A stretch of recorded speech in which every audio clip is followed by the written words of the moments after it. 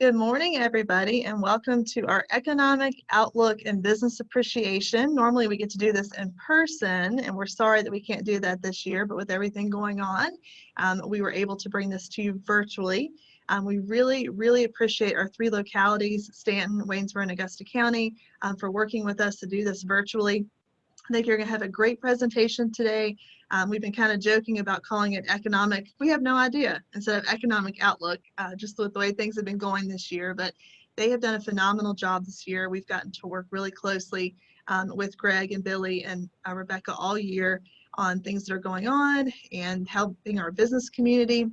And it's just been an interesting year to say the least, but we have really appreciated these folks more than they know for all the help that they've been giving and the grant opportunities and just all the ways that they've been helping our business community. So we're excited to hear from them today about what's going on in the region and maybe some looking forward. So before that, we do want to thank our sponsors for today. So a few of them are going to speak, but we have Shenandoah Regional Airport, First Bank and Trust, Daikin Applied, First Bank, and the Greater Augusta Association of Realtors.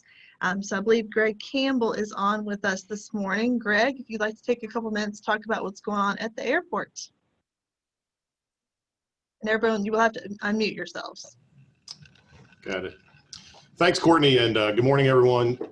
First, I just want to thank Courtney and her team for all their invaluable efforts and work to support our business community over the last 6 months. You guys have really been leaders and provided a lot of great support, and we really appreciate that on behalf of the business community, so thank you. Speaking of other critical roles, the Shenandoah Valley Regional Airport has continued to play a critical role in our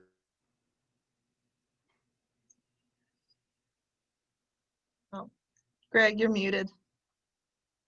Sorry. I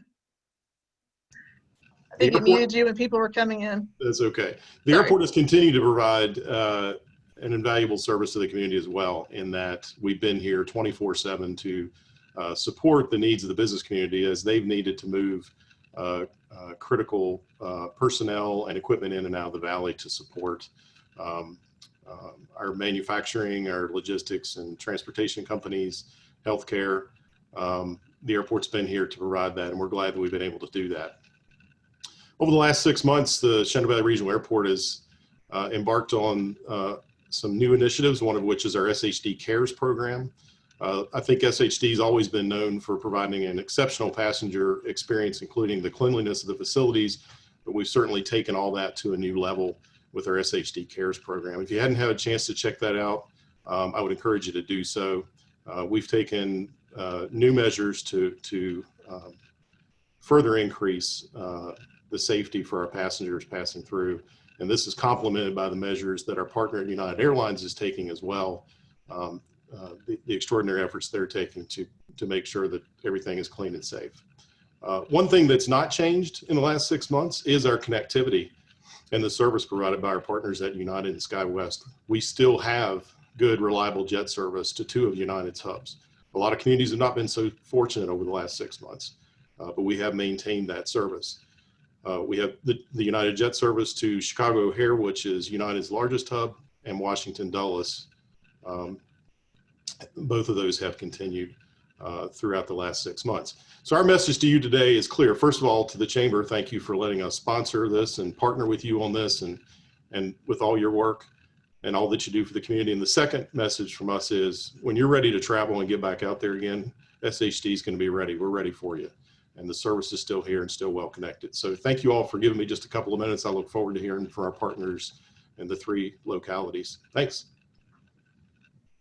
Thank you so much, Greg. They're doing an amazing job over there at the airport. We were there for an event a couple weeks ago, and they were sharing some of the measures they've taken both on the aircraft and in the airport itself. And no better place to travel. We are very fortunate to have SHD in our backyard. So make sure you're checking them out as we all start traveling again, which I hope is going to be soon, that we can start getting out and about. So thank you, Greg, for being here, and Heather as well.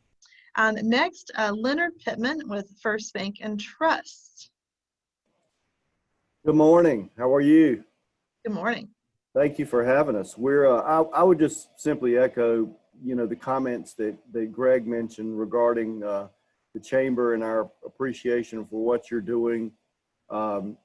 I'm glad to be serving on the board. I've served on the board before, and I honestly think that we've got the best team we've ever had at the chamber right now. That's not to say anything bad about anybody who's come before, but you guys are doing a great job given the circumstances that we're operating in.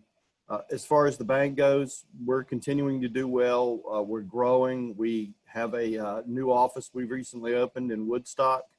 We've got plans to build a new branch in Bridgewater to replace the existing one, and we've got plans to build an office in Winchester. So we continue to grow and grow in the Valley and continue to be here to support the business individuals that we serve in the chamber. So thank you.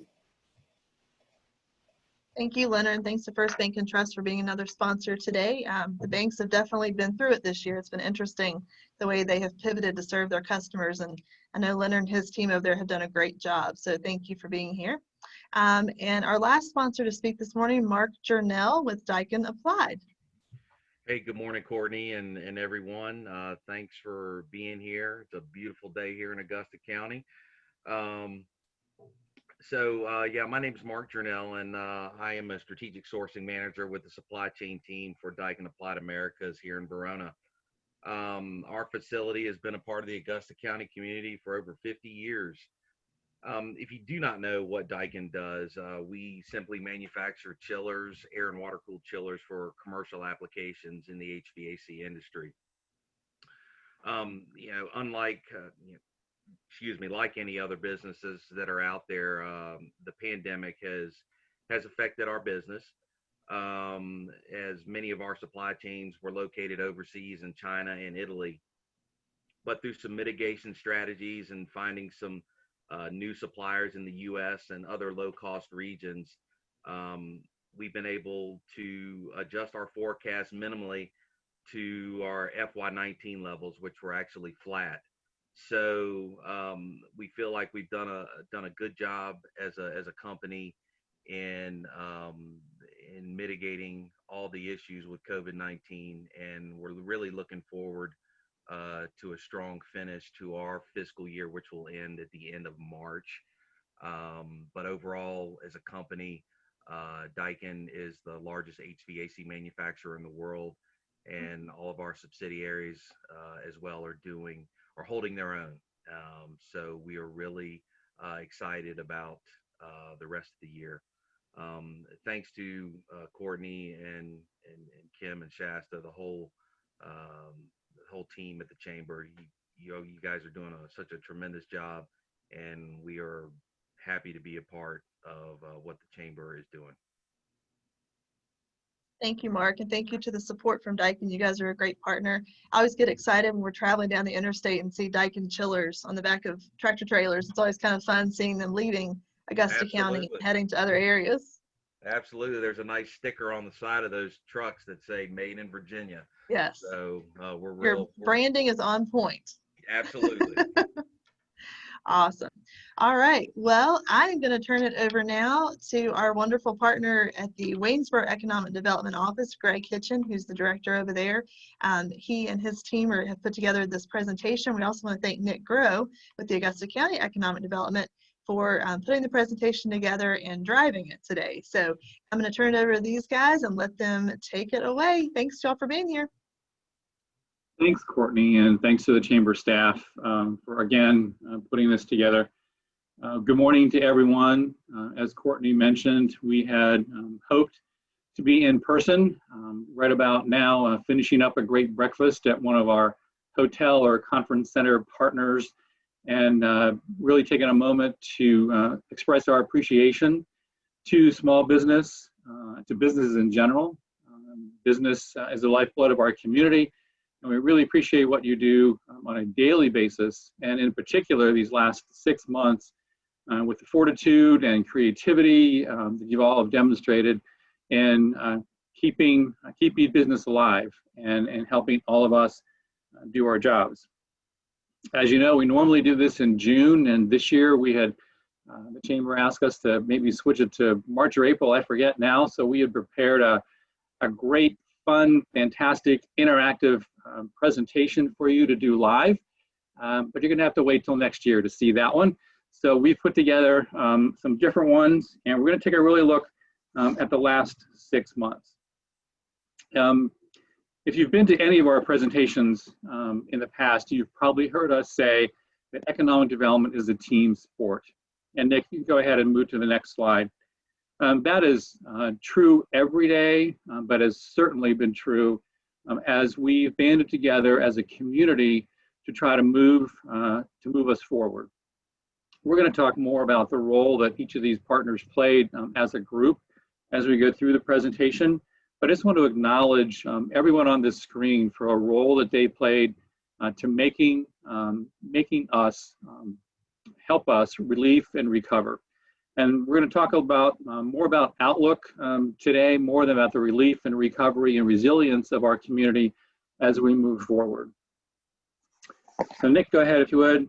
Today, as I mentioned, we're going to focus on the last 6 months, where we started, where we are. As Courtney mentioned, the outlook is a little cloudy, although we're in a much better position than many other parts of the country. So we think our outlook is pretty positive. So in addition to myself, we're going to have 4 other speakers today. Everyone on this screen is on the call and will be available to answer questions at the end. So please think of any questions you might have, put them in the chat window, and we'll get those at the end. Mike, Nick, go ahead. We're going to cover 5 subjects today. Where was the economy on March 1st? And we're not going to really dive into that as much as we could have. You know, normally we show you pretty graphs with all trend lines going positive. As you might imagine, any trend line that we have now is all haywire. But we're going to look at kind of a snapshot of where we were on March 1st, what kind of effect COVID has had. Rebecca and Amanda are going to talk about some of our recovery and relief efforts. Jay Langston, our partner at the Shenandoah Valley Partnership, is going to talk about some of the external marketing and how we've reacted and changed some of our strategies for that. Katie and team are going to talk about some tourism initiatives at the end. And also, again, as I mentioned, we'll have time for questions. In case we forget, we're going to try to, if we have time, show you some video at the end, a sneak peek of some new initiatives. When that happens, we just invite you to turn off your video. And hopefully that'll help ensure that our videos come through. So our goal, when everything happened in the middle part of March, we recognized that this was going to be a big deal. We needed to get together and work very diligently on first, relief. How are we going to react to what's happening in the immediacy of everything? Many people relate this to a natural disaster, flood, hurricane, or whatever, but happened to everyone at the same time. So everyone in the whole country was kind of in the same position. Economic developers around the country banded together to try to figure out things to do. We certainly banded together locally, again, with our community partners. Our first goal was really to how do we restore the economy? It took a huge hit on many different fronts. How do we work to restore that as best we can? As we'll talk about in a minute, small business is a huge component of our economy. How do we work together to protect them? How do we look at the workforce of the future? It's going to change. It already is changing. It will change again. How do we prepare workforce for new initiatives, new opportunities, and then most importantly, return a revenue stream, not only to businesses, but to government and to individuals. So when we first took a look at this, the prognosis was not all that good. We saw some serious things at the end, and we wanted to work to mitigate those. So our employment in the MSA is broken up in 19 or 20 different categories. I'm only highlighting the top 4, which makes up about 50% of our employment. So healthcare, manufacturing are pretty close. They're number 1 and 2. Retail, trade, and accommodation and food services make up the other 4. So 50%, remember this, 50% of our employment is in these 4 industry sectors. Next one, as I mentioned before, small business is huge for us. So 69% of our employment is in companies that have 19 or less employees. With, you see that kind of teal blue part of the pie, 45%, so a big part of that, 69%, is under 4 employees. So small business is huge in most areas, but I think it's pretty significant in our area as well. So BEDP, our partners at the state, took an immediate look at what industry sectors are going to be affected and how bad. So they broke it up into 3 categories, minor, moderate, and severe, as you can see there. So remembering back to our top 4 employers, healthcare ended up in the minor sector, but remember, healthcare is actually split into 2 parts. So we certainly have the hospitals and that type of industry, which we would expect to maintain its economic impact and employment and jobs. But the second part of that is the individual providers, the dentists and other doctors who had to stop or make huge differences and transitions in how they operated. So that's kind of a split, minor to moderate. On the moderate side, manufacturing fit, remember that's our number 2 category. Many of our manufacturers actually increased employment and are continuing to increase employment during this.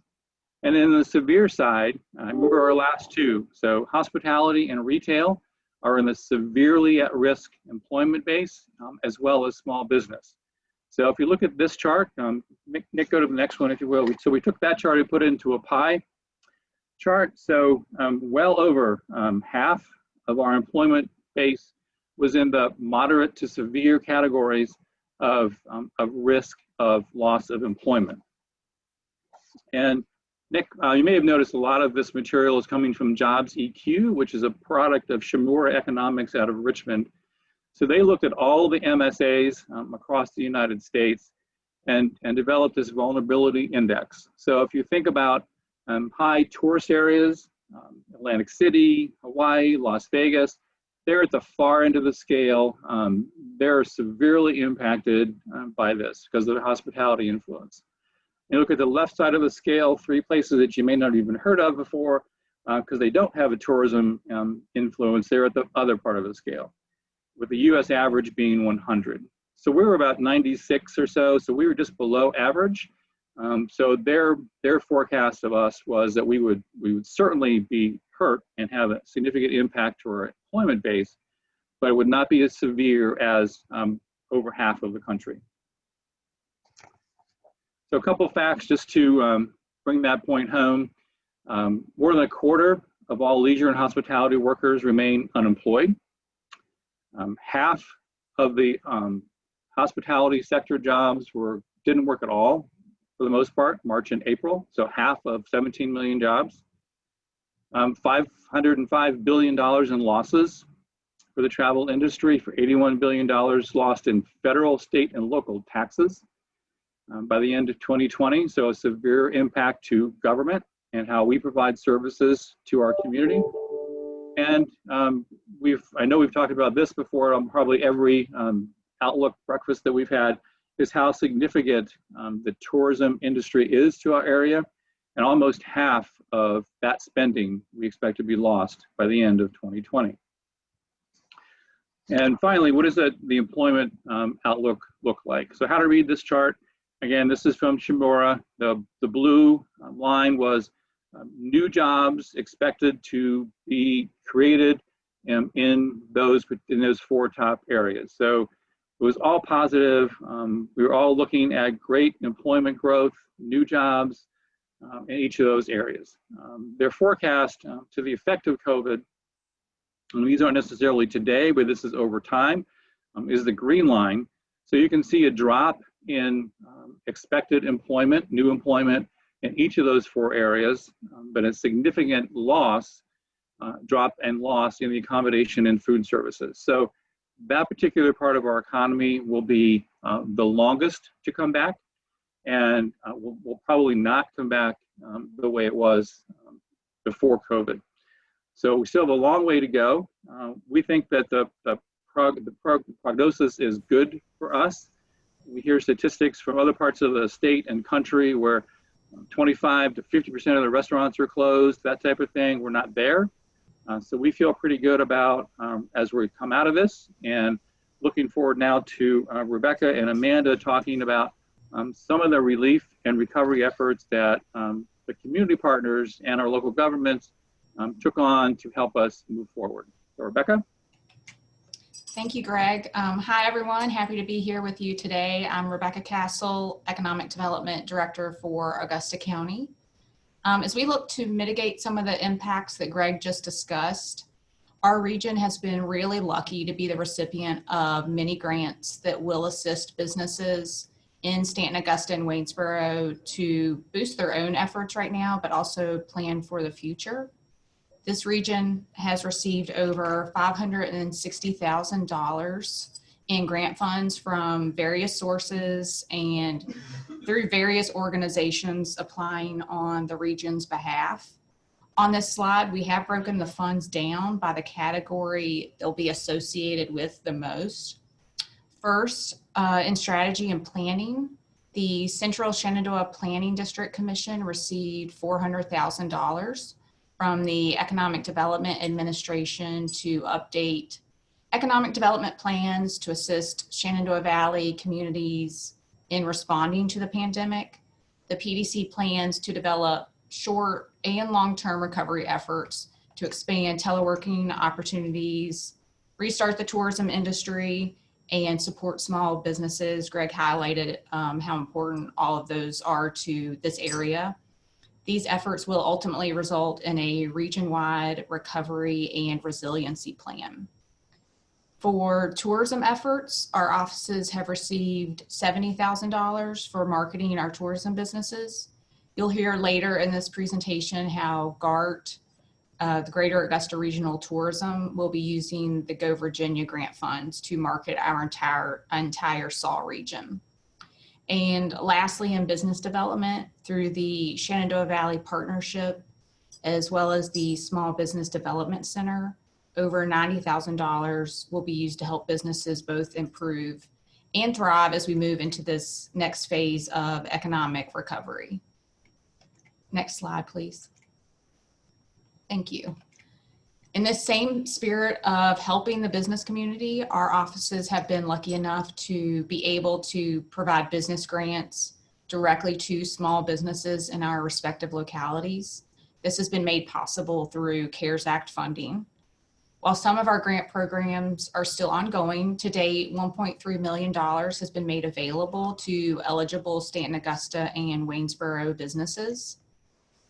Collectively, we received 151 applications for funds up to this point. And we're really happy we've had the opportunity to help individual businesses. We know it's been a trying time, and we're hopeful these funds can make a difference. And now I will hand it off to Amanda. Thanks, Rebecca. The slide that I'm going to talk about features the efforts coordinated with the Small Business Development Center. We couldn't do what we do without their services. You can see that they've helped 23 of our area SAW businesses so far, and the 1.8 million capital formation. 225 businesses have been assisted with the Economic Injury Disaster Loan and the SBA's Paycheck Protection Program. Some recent programs I want to highlight are the virtual Start Smarts, the US PTO trademark presentation, Shop Small Valley Collaborative, as well as EVA and SWAM workshops. For further information on this, you can contact Joyce Crush with the Small Business Development Center. Her contact information is there. Next slide. Some other things we've worked on with the Stanton Creative Community Fund and their Go Virginia initiative. Startup Shenandoah Valley, also coined S2V, is a new virtual accelerator program that will target entrepreneurs with scalable business ideas focused on our Region 8 trade sectors. So food and beverage, light manufacturing, cybersecurity, biomedical, and so forth. They'll help with that and also support workspaces dedicated for that. The SAW group also worked on, in conjunction with the United Way, distributing over 100 PPE kits. So those kits went out to businesses with PPE supplies. The Shenandoah Valley Partnership and Area Chamber of Commerce adapted and distributed the Shenandoah Valley Guide to Reopening Businesses. That's a fantastic document with the work hard, work smart, work safe, discussing the local CDC guidelines and best practices for each of the business sectors that we have here. The Chamber also put together a restaurant peer-to-peer roundtable where restaurants could share their ideas and practices and talk about issues and getting reopened. We also, in our localities, were creative and looking at, we'll say, relaxed zoning, allowing for outdoor dining opportunities so restaurants could still continue to serve with street closures, tables on sidewalks downtown, including extra trash pickups and all that to make that happen so they could still stay going. Next slide. Turn this over to Jay.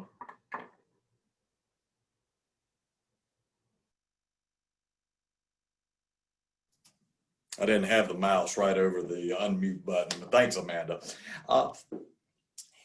It has been a very interesting time for economic developers. Amanda and Greg and Rebecca have talked about, you know, some of the additional duties that we have been involved in, but economic developers are always judged by lead generation. And this statistic that Travis Carter, our business development manager, put together for me tells the story of what is happening this year. And frankly, we have no explanation for it. It's a good story.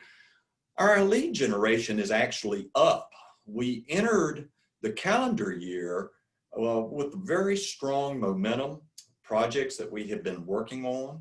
Of course, when it came to the pandemic in March, it was like turning off the spigot, and it was then, you know, transitioning toward working with resilience groups, recovery groups. We were fortunate, Shenandoah Valley Partnership, to be engaged with a number of our groups throughout the valley, being able to share best practices, ideas, so forth. So I really applaud all of our groups, particularly the Stanton, Waynesboro, and Augusta area, for coming together and sharing practices. We've continued to stay strong in our activity. What we have seen are two of the critical factors that I will talk about a little more here on the next couple of slides is, you know, site readiness is all important. We've seen it now during COVID just as much as any time else. Speed to market from our client base. They need to make decisions and move forward quickly to be better positioned in the market. So we're looking at how we can accelerate that. Second part is the quality of life. And I'm going to talk about the workforce as well, but the quality of life issues are becoming increasingly important here because people are choosing where they would like to live, oftentimes first, and then finding the employment. Next slide, Nick. Outreach. We were fortunate at Shenandoah Valley Partnership to transition very quickly into the virtual environment. I have to give great kudos to Carrie Orbaugh, marketing manager at SVP. She had been working on 60-second site tours, snippets a minute long for each of our localities. We were almost ready to go when the pandemic was called and everything halted. Within 2 weeks, we had those videos out into the market, and we're sending them out to site location consultants. We got a lot of very positive feedback for that. People were amazed that we were such good prognosticators and able to turn things around so quickly. We didn't tell people this had been in the works 6 to 8 months, but it was very effective with getting the messaging out. We have also pivoted with increasing our presence in the quality of life. We have actually picked up some additional websites, which we're going to be rounding out to be tandem with our traditional economic development website, but we are weaving this more into the request for information, the request for proposals that we receive. And we're seeing companies now who are asking about quality of life before they are actually asking the hard questions about infrastructure, the workforce numbers. They want to know that the amenities are here. So we're working very closely with our local partners in order to tell that story. Finally, Greg alluded to this when he was talking about the impact upon the Valley. Our strength, food and beverage and logistics, it is supporting us in a very positive way through the pandemic. Our manufacturers, as Greg has said, and I can say this, that it applies across the Valley, our manufacturers are running flat out. We have requests from almost all of the manufacturers about hiring, employment, which is the great juxtaposition that we have in the Valley, is the number of jobs that are required and needed from our manufacturers, and what was alluded to earlier about the number of people that are no longer employed in the hospitality industry. How do we close that gap between them? And I'll have something else about that. Next slide, Nick. The Go Virginia opportunities for us. Rebecca alluded to a grant that we received from Go Virginia for small businesses. I am very proud to say that Greg has a company within his locality who is the first to be accepted into our business scale up project. This is a second stage growth program where we work with small successful businesses and try to take them to the next level. That occurred yesterday. Great timing, Greg. I have to give you kudos for that, but it is something that we can help all of our localities with in the small business sector. Second part, working on a grant for site enhancement, site development, getting the due diligence done so that when a company comes in and is looking for space, we have land with all of the answers there. That's the simple way of putting it. But this grant is for $1 million to improve 10 sites in 9 localities throughout the region. Very excited about this moving forward. It has been submitted to the local council. It has been approved at the executive committee level. It will go through one more round of grant review. Then it's going to go before the council in October. So very excited about that. What I also like to mention about the sites is it's not just a tool for recruitment.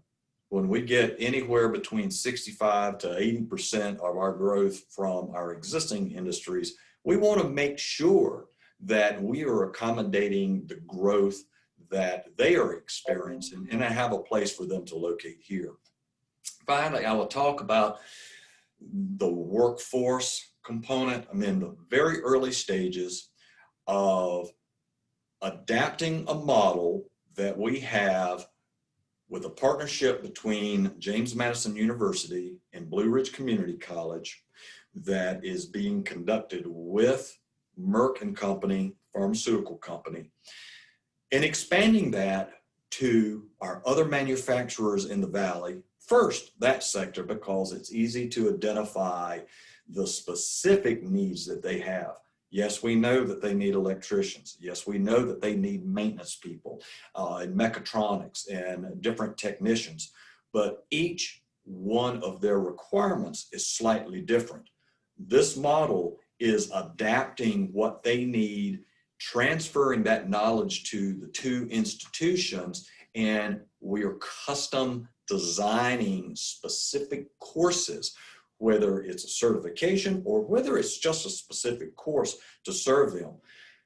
The companion to that, which we're struggling with a little bit, is getting people to understand there are fabulous career opportunities in our manufacturing environment in the Valley. We have so many jobs that are not being filled, and their career positions.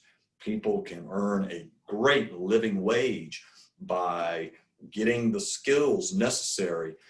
We have a partner, a private company, who has an idea about introductions of the STEM environment, the technical training environment, and I believe that they can be our model from the marketing standpoint. And I say that because marketing in air quotes, because Go Virginia won't pay for marketing, but if a company has a program in place, AKA like the Hershey Boot Camp, this is a means of educating people about these job opportunities. So we're looking at marrying the idea of introductions to the manufacturing environment and then actually training them for the specific needs of our manufacturer. Lastly, go ahead, Nick. We talked about our transition into virtual. Carrie Orbaugh has led us into this in a major way. We have jumped in with both feet, I'm proud to say, and are having both a lot of fun, and we're having really good results in working with a number of consultants, site location consultants across the country. I don't believe in my long career in economic development that I have ever been as engaged in working with site location consultants as we have in this so-called virtual environment. We're doing some stuff even now in person, but this list gives you an idea of how quickly we transition and some of the things that we have done and are continuing to do in this regard. We have a virtual lunch and learn next week with a site location consultant. We will have our virtual SVP networking event coming up very, very soon. Our economic development forum in October the same way. And then we actually have consultants on ground coming in November. We are all excited about this. I think the consultants are too, so they're ready to get out. So with that, I will wrap up my portion and I will turn it over to Katie. Good morning, everyone. Katie Campbell with the City of Stanton, representing GART, Greater Augusta Regional Tourism, and our recent efforts to reopen SAW with a program called Explore SAW. We've recently received $50,000 through a Go Virginia grant to help SAW's regional marketing efforts as we continue to reopen and as our businesses adapt to these ever-changing situation in which we find ourselves with COVID. This 3-phase marketing plan that we have developed starts with a staycation and a landing page that we developed. The whole idea with the staycation is to inspire locals to take day trips in our region, to really reconnect with those that they love, their friends and family members that they haven't seen in quite a while because of the quarantine, and get out there and rediscover our great outdoors, our farm experiences, our vibrant downtowns with wonderful cultural amenities, and of course, our great breweries. So the staycation landing page and was launched over the summer, and we had ads ads that ran over Facebook and Instagram pushing people to the staycation page. The second phase of our of our marketing efforts is what travel looks like now. It's very different. A lot of our attractions have had to adapt to the circumstances. A lot of them are opened but have modified hours or modified services. So really trying to act as that voice for our business community, our lodging partners, our restaurants, and really say what travel looks like in the SAW region and how we are continuing to adapt, but also what are the safety measures that we are taking to welcome those visitors back to our region. And we are going to be doing that through 2 videos that we will be producing in the next several weeks. And then the third phase is what we're calling On the Road Again. And it's really looking at affordable and fun vacation options that you can take here in the Valley. And that will have more. Phase 2 and Phase 3 will have more of a regional and even statewide campaign with them. With the sort of On the Road Again, we will be developing a microsite, which will have 5 to 6 different pages. So it's a small website that will inspire people to travel here. And it will be really focused on the pillars that I previously mentioned with our staycation. But we'll also include itinerary ideas. So how people can build out their overnight, their 48-hour vacation experience here in the SAW region. And to accompany that, we will have a digital passport. And that digital passport is like a coupon book that you would be able to download to your phone. And then you would be able to redeem these special offers from our small businesses, our lodging partners, our restaurants, when you go and visit them. So the idea behind that coupon book is to really get people out into those businesses and redeeming those special offers. So we are really excited to begin work on that the coupon book and the microsite as well. Those are all currently in development as we speak. So that is sort of the overarching Explore SAW program. Nick, do you want to go to the next slide, please?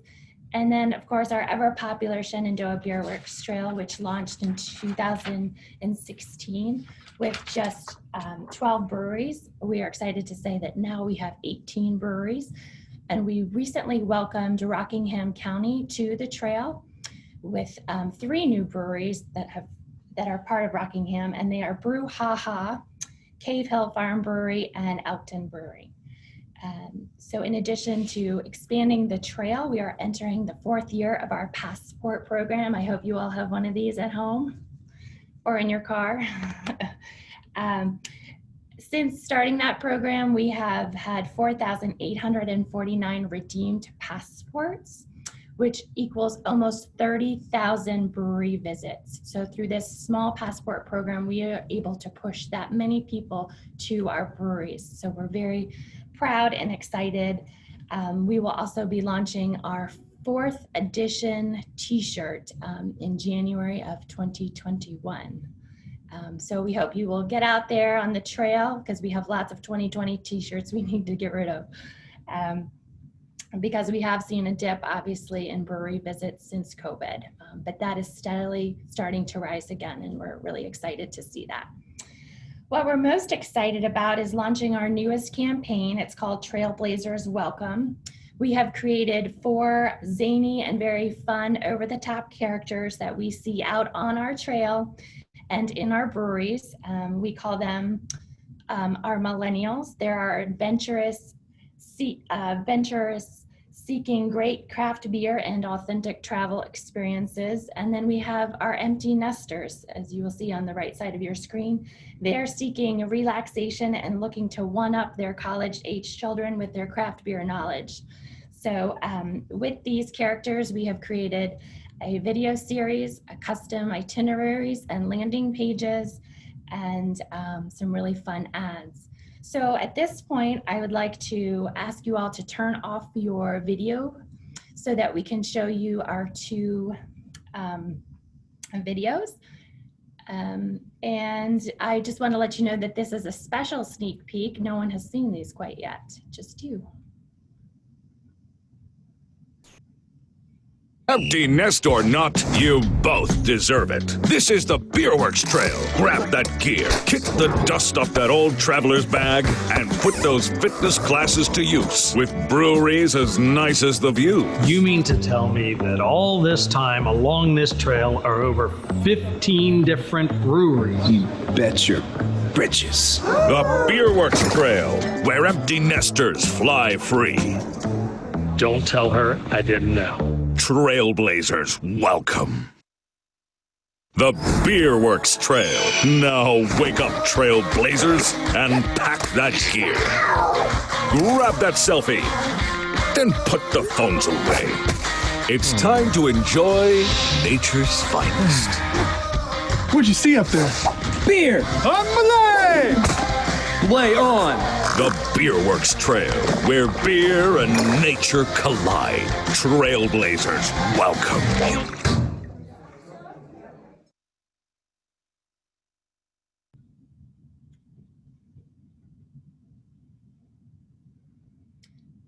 So we will launch these videos and this campaign later this week. We hope you enjoyed them. We had a lot of fun creating these characters and these videos, and we hope that they will encourage more trailblazers to come to the SAW region in the next few months and years as we recover. Please that wraps up this portion of the program. I'll hand it back over to Courtney.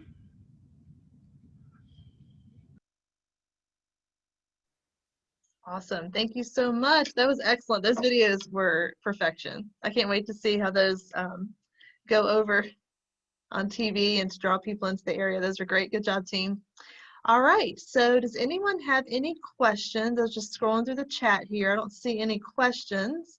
Do you have anything for the economic developers, the tourism department, SVP? If you have any questions, you put those in the chat or feel free to unmute yourself. I'm going to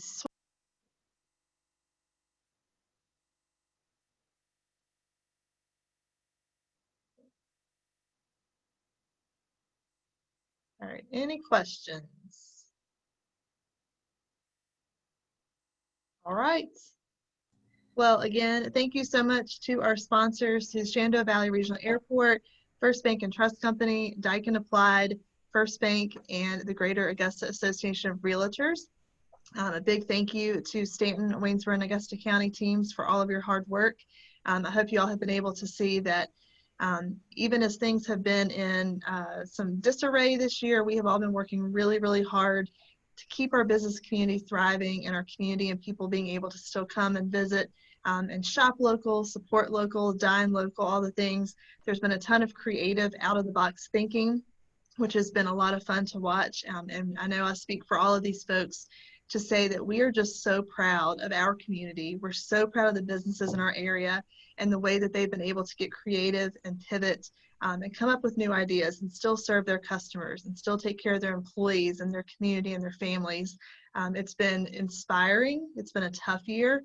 We've all been through a lot and it's not quite over, but we are just really proud of our community and the way that you all have supported each other. Businesses have supported each other and done things to really make sure that everybody is making it through, checking in, you know, doing things together to help support each other. So it's just been really phenomenal to watch that. So again, thank you to everybody for being here this morning. We did record this and we'll post it on our website later.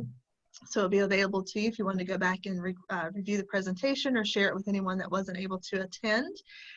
We are super looking forward this week to a business after hours on Thursday evening at the new Blackburn Inn Conference Center in Stanton. They're going to be unveiling their beautiful new conference center and spa. If you haven't seen it, it is gorgeous. It's going to be a great addition for a conference space. So be sure and join us for that. That will include a ribbon cutting. So that'll be Thursday evening. And you can always check out our calendar at AugustaVA.com for upcoming events, especially now that we're having them. We're really excited. Over the next 30 days, we have 4 ribbon cuttings scheduled. So there's still stuff happening, still businesses opening, and people celebrating. So we look forward to seeing you all at all of those. We appreciate you being here with us today and hope you have a great day and a great rest of the week. Thanks, Courtney. Thanks. See ya. Bye.